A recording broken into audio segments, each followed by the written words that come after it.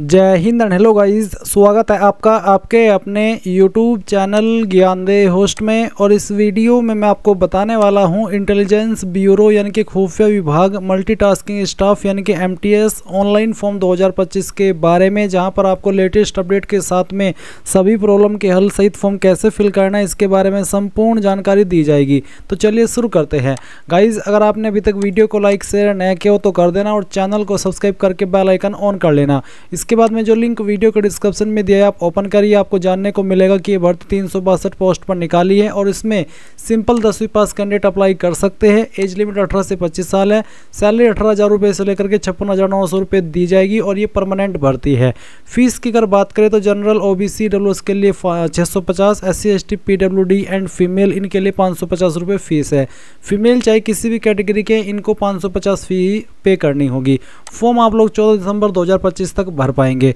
Apply करने के लिए 10वीं पास तो आपके पास होनी चाहिए। साथ ही साथ जिस भी स्टेट में या फिर जिस भी SIB में आप अप्लाई करेंगे उस SIB के आप निवासी होने चाहिए, आपके पास वहाँ का निवास प्रमाण पत्र होना चाहिए। साथ ही साथ आपको उस SIB की जो लोकल लैंग्वेज है, जैसे कि अगर आप यूपी में लखनऊ से अप्लाई करते तो यूपी लखनऊ की लोकल लैंग्वेज हिंदी है, तो आपको लोकल लैंग्वेज की नॉलेज होनी चाहिए, जो कि इसमें आपको लिखनी पढ़नी और बोलनी तीनों आनी चाहिए, जो भी आपकी SIB की लोकल लैंग्वेज है। अब ये सब इन्फॉर्मेशन आप चेक करेंगे तो उसके बाद आप देखेंगे आपका सिलेक्शन प्रोसेस, फिर आपका सिलेबस, ये सभी जानकारी चेक करने के बाद अगर आप इसमें एलिजिबल है और आपने अभी तक फॉर्म नहीं भरा और आप इंटरेस्टेड है तो आप इंपॉर्टेंट लिंक के सेक्शन में आएंगे और अप्लाई ऑनलाइन लिंक ओपन करेंगे। इसके बाद में आपके सामने यहाँ पर कुछ ऐसा इंटरफेस आएगा। यहाँ पर आ जाने के बाद में आपको रजिस्टर के ऊपर क्लिक करना है। रजिस्टर के ऊपर क्लिक करने के बाद इस तरह से आपके सामने एक न्यू पेज ओपन होगा और यहाँ पर आ जाने के बाद में सबसे पहले आपको यहाँ पर आपका पूरा नाम एंटर करना है 10th के सर्टिफिकेट के अकॉर्डिंग अंग्रेजी के बड़े अक्षरों में। फिर आप आपका मोबाइल नंबर डालेंगे। मोबाइल नंबर को दोबारा डाल करके वेरीफाई कर देंगे। अपना अन्य नंबर डालेंगे जो कि आप रजिस्टर करना चाहते हैं। फिर आप आपका ईमेल एड्रेस डालेंगे। ईमेल एड्रेस को भी दोबारा डाल करके वेरीफाई कर देंगे। उसके बाद आता है डोमिसाइल स्टेट यूनियन टेरिटरी, कौन सी स्टेट के आप निवासी है वो स्टेट आपको यहाँ पर सेलेक्ट कर लेनी है। जैसे कि मैंने यूपी सेलेक्ट किया तो यूपी में यहाँ पर 3 आपकी SIB है, तो आपको इनमें से कौन सी SIB के लिए अप्लाई करना है वो SIB आप सेलेक्ट कर लेंगे। फिर आपकी कास्ट क्या है, SC या फिर EWS, वो आपको यहाँ पर सेलेक्ट करना है। बेसिकली यहाँ पर अगर मैंने मेरिट सेलेक्ट किया है और फिर मैं कैटेगरी के ऊपर आता हूँ तो मेरिट में SC और EWS के लिए ही वैकेंसी है, इसलिए यहाँ पर 2 ही कैटेगरी का विकल्प आ रहा है। अगर मैं वाराणसी से सेलेक्ट करता हूँ तो यहाँ पर जनरल और SC, यानी कि वाराणसी SIB में जो वैकेंसी है वो जनरल में भी है और SC में भी है। अगर मैं यहाँ पर लखनऊ सेलेक्ट करता हूँ तो इसमें जनरल में भी वैकेंसी है, OBC में भी है, SC में भी है और EWS में भी है। तो बेसिकली ये जो आपका कैटेगरी का ऑप्शन है ये आपकी SIB के अकॉर्डिंग आ रहा है कि उस SIB में वहाँ पर उस कैटेगरी में वैकेंसी है या फिर नहीं है। तो आपको यहाँ पर आपकी SIB सेलेक्ट करने के बाद में आपकी कैटेगरी सेलेक्ट कर लेनी है। अगर मान लीजिए आपकी कैटेगरी SC ST है या OBC है और उसमें वैकेंसी नहीं है और UR यानी कि अनरिजर्व्ड यानी कि जनरल के अंदर वैकेंसी है, तो आप यहाँ पर UR सेलेक्ट कर सकते हैं, यानी कि आप UR से फॉर्म भर रहे हैं अनरिजर्व्ड से तो आप वो भी भर सकते हैं। पोस्ट नेम में आप यहाँ पर मल्टीटास्किंग स्टाफ जनरल ये सेलेक्ट कर लेंगे। अब आपको जनरेट OTP इसके ऊपर क्लिक करना है। इसके बाद में आपके सामने इस तरह का कैप्चा ऑथेंटिकेशन का पेज आएगा। आप यहाँ पर एक कैप्चा कोड डाल देना और फिर सबमिट कर देना। सबमिट करने के बाद में जैसे ही आपका कैप्चा वेरीफाई हो जाए तो आपको यहाँ पर एंटर OTP देखने को मिलेगा। बेसिकली आपको OTP सेंड किया है, आप यहाँ पर OTP अपना डालेंगे और डालने के बाद में आप यहाँ पर नीचे वैलिडेट OTP के ऊपर क्लिक करके इसको वैलिडेट कर देंगे। फिर आपको आई एग्री के ऊपर क्लिक करना है। अगेन जो कैप्चा कोड आपके सामने आ रहा है ये कैप्चा कोड आप यहाँ पर एंटर करेंगे और रीवेरीफाई के ऊपर क्लिक कर देंगे। इसके बाद जो भी जानकारी आपने भरी है वो सब आपके सामने, आप इन जानकारी को डबल चेक करेंगे और इसके लिए आपको इन बॉक्स को टिक करना है। इन बॉक्स के ऊपर टिक करने का मतलब यही है कि हाँ आपने इनको अच्छे से चेक कर लिया और आपके अकॉर्डिंग सभी जानकारी सही है। तो पूरी तरीके से श्योर हो जाने के बाद में आप यहाँ पर सबमिट के ऊपर क्लिक करेंगे। प्राइवेसी नोटिस को आई एग्री के ऊपर क्लिक करके अग्री कर देंगे और ओके के ऊपर क्लिक करेंगे। अब आपका रजिस्ट्रेशन सक्सेसफुल हो चुका है। आपको लॉगिन डिटेल मैसेज के माध्यम से और ईमेल के माध्यम से सेंड कर दी जाएगी। अभी आप क्लोज करेंगे और गो टू एप्लीकेशन इसके ऊपर क्लिक करेंगे। आपके सामने इस तरह से प्रोसेसिंग होगी जहां पर आपको बेस्ट ब्राउज़र रिकमेंड किया जाएंगे कि आप इन ब्राउज़र में इस फॉर्म को बेहतर तरीके से फिल कर सकते हैं। अब आप थोड़ा सा नीचे आएंगे और अपनी बाकी की जानकारी भरेंगे। जैसे कि यहाँ पर इसमें issuance number of category certificate, अगर आप ओबीसी है, एससी है, एसटी है, तो जो कैटेगरी सर्टिफिकेट है उसकी इन्फॉर्मेशन आपको देनी है। अब ये क्योंकि सेंट्रल गवर्नमेंट की वैकेंसी है तो गाइज यहाँ पर जो आपका सर्टिफिकेट है वो सेंट्रल का बना होना चाहिए। तो जो आपके पास सेंट्रल का कास्ट सर्टिफिकेट है उसमें जो आपका इशुएंस नंबर है वो आप यहाँ पर डालेंगे और फिर किस डेट में आपका सर्टिफिकेट जारी हुआ है वो डेट भी आपको यहाँ पर इस तरह से सेलेक्ट कर लेनी है। फिर गाइज आप यहाँ पर देखेंगे जेंडर, तो जो आपका जेंडर है वो आप सेलेक्ट कर लेंगे। डेट ऑफ बर्थ आपकी क्या है वो आप यहाँ पर कैलेंडर के ऊपर क्लिक करके इस तरह से सेलेक्ट कर लेंगे, पहले ईयर फिर मंथ और उसके बाद में डे। देन यहाँ पर आता है नेशनलिटी, तो आप इसमें सिटीजन ऑफ इंडिया ये सेलेक्ट कर लेना। इसके बाद आप यहाँ पर नीचे नोट करके एक लाइन देखेंगे जहाँ पर आपको बोला है कि the domicile certificate is to be submitted at the time of document verification, यानी कि जब आपका डॉक्यूमेंट वेरिफिकेशन होगा उस वक्त आप आपका निवास प्रमाण पत्र दिखाएंगे। फिर नीचे एक सवाल है कि do you have domicile certificate for the SIB you are applying to, जिस एसआईबी के लिए आप अप्लाई कर रहे हैं क्या उस एसआईबी का आपके पास निवास प्रमाण पत्र है? अगर है तो यस, अगर आप नो करेंगे तो फिर आप अप्लाई करने के लिए एलिजिबल नहीं है। जिसका मतलब ये हो जाता है साफ साफ शब्दों में कि जिस भी एसआईबी में आप अप्लाई कर रहे हैं उसी एसआईबी के आप निवासी होने चाहिए। थोड़ा सा और डिटेल में बताता हूँ ताकि आपको समझ में आ सके। जैसे कि आप देख सकते हैं ये सभी एसआईबी है, जैसे कि अगरतला, अहमदाबाद, फिर भोपाल। अगर आप इन ये जो यहाँ पर एसआईबी दी है या फिर जो सिटी है वो यहाँ पर दी गई है, अगर आप इन सिटी के निवासी है तो ही आप अप्लाई करने के लिए एलिजिबल है। अगर आप इन सिटी के निवासी नहीं है, मान लीजिए आप यूपी में से अप्लाई कर रहे हैं और यूपी में यहाँ पर 3 एसआईबी है, लखनऊ, मेरठ और एक और था आपका। अगर आप इन 3 सिटी में से किसी भी एक सिटी के निवासी है तो ही आप अप्लाई करने के लिए एलिजिबल है।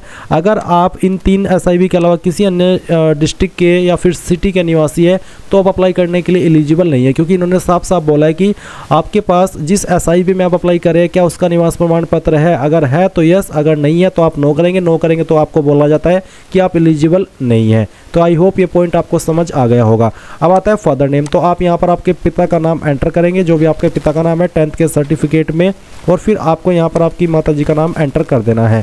उसके बाद आपका जो मैरिटल स्टेटस है वो आप सेलेक्ट करेंगे, मैरिड, अनमैरिड, और रिलीजन आपका क्या है वो भी आप सेलेक्ट कर लेंगे। अब यहाँ पर आते हैं टेस्ट सिटी प्रेफरेंस, तो आप यहाँ पर मैक्सिमम 5 प्रेफरेंस दे सकते हैं। स्टेट में चाहे तो आप सभी में एक ही प्रेफरेंस देंगे, बट जो सिटी है वो आपकी अलग अलग होनी चाहिए। तो इस तरह से आप यहाँ पर पहले स्टेट की चॉइस देंगे, फिर आपकी सेकंड, और उसके बाद में उसकी सिटी किसको आप प्रेफरेंस देना चाहते हैं वो सेलेक्ट करेंगे। फिर आप थर्ड चॉइस किस स्टेट को देना चाहते हैं वो आप सेलेक्ट कर लेंगे। इसकी किस सिटी को देना चाहते हैं वो आप यहाँ पर सेलेक्ट करेंगे। फिर आपको यहाँ पर 4th स्टेट सेलेक्ट करके उसकी जो सिटी है वो सेलेक्ट कर लेनी है, और फिर आपको यहाँ पर 5th स्टेट की प्रेफरेंस दे देनी है। ये देने के बाद नीचे एक सवाल है कि क्या आप विकलांग है और आपकी विकलांगता 40% या उससे ज़्यादा है। अगर हाँ तो यस, नहीं तो आप नो करेंगे। क्या आप एक सर्विसमैन है? अगर है तो यस, नहीं तो यहाँ पर भी आपको नो करना है। फिर क्या आप एक स्पोर्ट्स पर्सन है स्पेसिफाइड पारा फर्स्ट, इसके तहत अगर हाँ तो नो, यस करेंगे, नहीं तो नो कर देंगे। फिर पूछे कि क्या आप एक गवर्नमेंट सर्वेंट है, डिपार्टमेंटल कैंडिडेट। डिपार्टमेंटल कैंडिडेट से मतलब है क्या इंटेलिजेंस ब्यूरो में आप ऑलरेडी काम कर रहे हैं। अगर आप ऐसे कैंडिडेट है तो यस करना, नहीं तो आप नो करेंगे और सेव एंड नेक्स्ट के ऊपर क्लिक कर देंगे। अब आपके सामने यहाँ पर कम्युनिकेशन डिटेल आएगी, यानी कि एड्रेस की जानकारी। तो सबसे पहले कोरस्पोंडेंस एड्रेस यानी कि प्रेजेंट एड्रेस, जो भी प्रेजेंट एड्रेस है आपका वो आप लाइन 1 और 2 के अंदर डाल देंगे। कंट्री में आपको इंडिया सेलेक्ट कर लेना है। फिर यहाँ पर जो भी आपकी स्टेट है वो आप सेलेक्ट करेंगे। फिर आपकी सिटी डिस्ट्रिक्ट कौन सी है वो आपको सेलेक्ट कर लेनी है। आपका जो पिन कोड है वो क्या है वो भी आप यहाँ पर डाल देंगे। इसके बाद पूछेगी कि आपका प्रेजेंट एड्रेस और परमानेंट एड्रेस सेम है। अगर सेम है तो यस कर देना, अगर सेम नहीं है तो नो करेंगे, और उसके बाद अलग से अपना एड्रेस भर देंगे। फिर आपको सेव एंड नेक्स्ट के ऊपर क्लिक करना है। नाउ आपके सामने क्वालिफिकेशन का सेक्शन आ चुका है। जिनके नंबर CGPA के अंदर है वो उनको परसेंटेज के अंदर कन्वर्ट करके फिल करेंगे, किस रूल के तहत, किस फॉर्मूला के तहत, उसकी इन्फॉर्मेशन यहाँ पर आपको दी गई है। अब आप सबसे पहले नेम ऑफ द बोर्ड, आपको आपके बोर्ड का नाम बताना है, जिस भी बोर्ड से आपने आपकी 10वीं की है, किस महीने और किस साल के अंदर पास की है वो भी आपको यहाँ पर सिलेक्ट कर लेना है। उसके बाद में आप देखेंगे स्कूल इंस्टीट्यूट नेम, तो कहाँ से आपने की है आपको आपके स्कूल का नाम यहाँ पर एंटर कर देना है। पूरा नाम आप डाल दीजिएगा।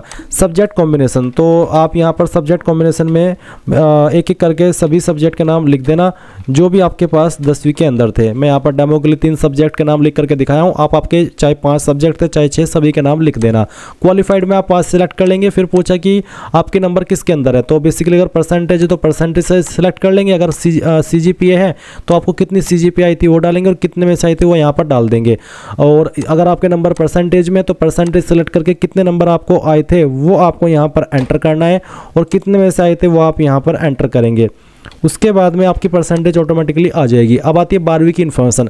वैसे तो इस पर अप्लाई करने के लिए कंपलसरी रूप में 10वीं ही मांगी है, बट अगर आपने 12वीं भी की है तो आप 12वीं की इन्फॉर्मेशन भी भर सकते हैं। आपको यहाँ पर बोर्ड का नाम बताना होगा, फिर बताना होगा कि किस साल के अंदर आपने पास की है, और उसके बाद में आपको यहाँ पर इंस्टीट्यूट नेम के अंदर आपके स्कूल कॉलेज का नाम बताना होगा, जिस भी स्कूल कॉलेज से आपने आपकी 12वीं की है। सब्जेक्ट्स में आपको यहाँ पर एक एक करके आपके सब्जेक्ट लिख देने जो भी आपके पास 12वीं के अंदर थे। मैं डेमो के लिए 3 सब्जेक्ट लिख करके दिखाया हूँ। क्वालिफाइड में आप पास सेलेक्ट कर लेंगे, किसके अंदर आपके नंबर थे वो सेलेक्ट करेंगे और फिर कितने नंबर आए थे वो आप यहाँ पर डालेंगे और कितने में से आए थे वो आप मैक्सिमम मार्क्स में डाल देंगे। अगर आपके पास कोई अन्य क्वालिफिकेशन भी है तो आप यहाँ पर एडिशनल क्वालिफिकेशन में उसको भर सकते हैं, जहाँ पर आपको डिग्री नेम में उस क्वालिफिकेशन का नाम देना होगा और बाकी की जानकारी यहाँ पर ऐसे ही भर देनी जैसे कि आपने 10वीं 12वीं की भरी है, नहीं है तो खाली छोड़ दे। उसके बाद में क्या आपको किसी फॉरेन लैंग्वेज की या फिर लोकल लैंग्वेज की नॉलेज है इंग्लिश और हिंदी के अलावा, जैसे कि उर्दू, पंजाबी, गुजराती, मराठी, तमिल, तेलुगु। अगर आपको हिंदी इंग्लिश के अलावा इनमें से किसी लैंग्वेज की नॉलेज है तो आप यस करेंगे, या फिर किसी फॉरेन लैंग्वेज की नॉलेज है तो भी आप यस कर सकते हैं। बट अगर आपको सिर्फ हिंदी इंग्लिश ही आती है तो आप यहाँ पर नो करेंगे। बट अगर आपको आती है इसके अलावा कोई और लैंग्वेज तो आप उस लैंग्वेज को यहाँ पर लिख देंगे, नहीं तो आप नो कर दीजिए। फिर क्या आपके पास एक्सपीरियंस है, अगर है तो यस, नहीं तो आप नो करेंगे और सेव एंड नेक्स्ट के ऊपर क्लिक कर देंगे। अब आपके सामने यहाँ पर ऐसा इंटरफेस आएगा जहाँ पर आपको फोटो अपलोड करना है, तो क्लिक टू अपलोड के ऊपर क्लिक कीजिए। साइज 100 से 200 KB के बीच में और फॉर्मेट JPEG या फिर JPG का रहना चाहिए। आपके फोटो का बैकग्राउंड वाइट रहना चाहिए। तो ब्राउज टू अपलोड इसके ऊपर क्लिक कीजिए, जहाँ पर आपकी फोटो फाइल है सेलेक्ट कीजिए, ओपन कीजिए और फिर यहाँ से आप इसको जैसे ये फाइल अपलोड हो जाए तो आप क्लोज कर देंगे और व्यू के ऊपर क्लिक करके इसको व्यू भी कर लेंगे, जो कि व्यू करना अनिवार्य है। अब आप सिग्नेचर अपलोड करेंगे, इसका साइज 80 से 150 KB के बीच में रखा है, तो सिग्नेचर की फाइल सेलेक्ट करेंगे, ओपन करेंगे, फाइल यहाँ पर इस तरह से आ जाएगी। फिर आप क्लोज करके इसको भी व्यू कर लेंगे। उसके बाद आता है आपका स्टेट डोमिसाइल सर्टिफिकेट। तो यहाँ पर आपको आपका निवास प्रमाण पत्र अभी अपलोड भी करना है, तो आप क्लिक टू अपलोड के ऊपर क्लिक करेंगे और इसका फॉर्मेट कुछ भी चल जाएगा। तो जहाँ पर भी आपका निवास प्रमाण पत्र है वो आपको फ़ाइल सेलेक्ट कर लेनी है और इस तरह से फ़ाइल सेलेक्ट करने के बाद में आपको इसको ओपन करना है। आपकी फ़ाइल यहाँ पर आएगी, आपको बोला है 100 KB से लेकर के 1 MB के बीच में। तो अगर फाइल कम ज़्यादा है तो आप उसको कम ज़्यादा कर लेंगे। मैं यहाँ पर इस फाइल को सेलेक्ट करता हूँ, ओपन करता हूँ, फाइल इस तरह से आ चुकी है, क्लोज करेंगे और व्यू के ऊपर क्लिक करके व्यू कर लेंगे। अब आप पेमेंट मोड में ऑनलाइन सेलेक्ट कर लेना, डिक्लेरेशन के ऊपर आपको इन सभी पर टिक करना है और उसके बाद में ये जो कैप्चा कोड आपके सामने है वो आपको यहाँ पर डालना है और ये डालने के बाद में आप यहाँ पर नीचे पहले प्रीव्यू के ऊपर क्लिक करके जो भी जानकारी भरी है उन सभी को चेक कर लेंगे और फिर सबमिट के ऊपर क्लिक करेंगे। अब आपको यहाँ पर पेमेंट के पेज पर ट्रांसफर कर दिया है। आप आपकी fees SBI net banking, SBI debit card, UPI, other bank net banking, other bank debit card या फिर SBI ब्रांच, यानी कि जिस माध्यम का इस्तेमाल करके जमा करना चाहे कर सकते हैं। जैसे ही आप यहाँ पर फीस जमा कर देंगे तो आपका फॉर्म फाइनल सबमिट माना जाएगा और आप अपने फॉर्म का फाइनल प्रिंट आउट ले पाएंगे। इस प्रकार से आप लोग इंटेलिजेंस ब्यूरो यानी कि IB MTS ऑनलाइन फॉर्म 2025 भर पाएंगे। आई होप ये प्रोसेस आपको पसंद आया होगा। So thanks for watching. जय हिंद।